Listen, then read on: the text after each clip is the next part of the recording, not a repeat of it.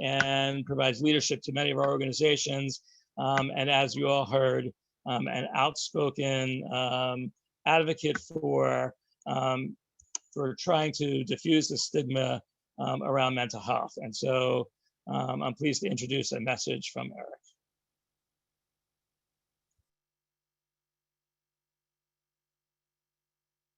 This evening, you heard two impressive stories from Jamie Kosofsky and Jamel Merriman.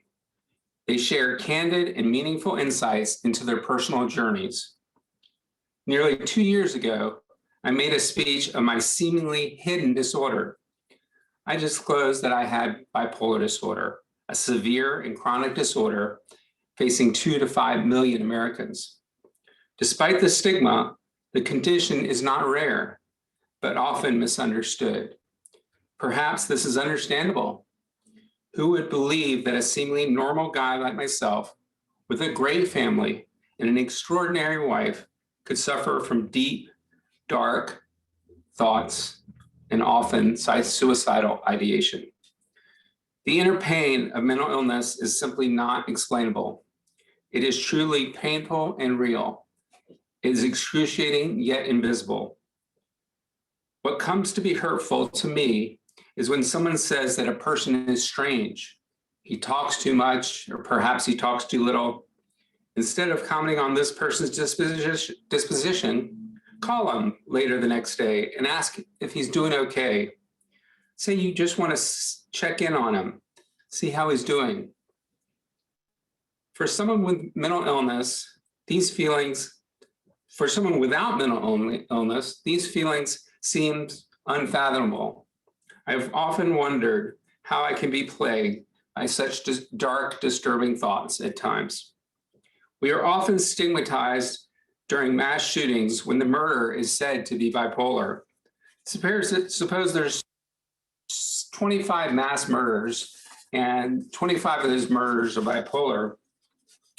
That's about 0.00125 of the population that is bipolar committing these crimes. Relatively nothing. Less than the chance of being hit by lightning. My friends, we are not a dangerous group. We are only real danger to ourselves, as 20% of us die by suicide every year, many of whom are just in their teens, something tragic beyond all comprehension. Depression is the downside of bipolar. 10% of the population and jumped 3 times during the pandemic. Their homes without socialization, exercise, or is known to help depression. Found relief for me. I have been approached by them, a member of their family. I have made new friends with other people just the benefit of coming out. I made friends. They didn't see me as bipolar. If you have questions of any someone you care for, I would love to meet. We'll get you in touch with me. I would love for anyone to join me.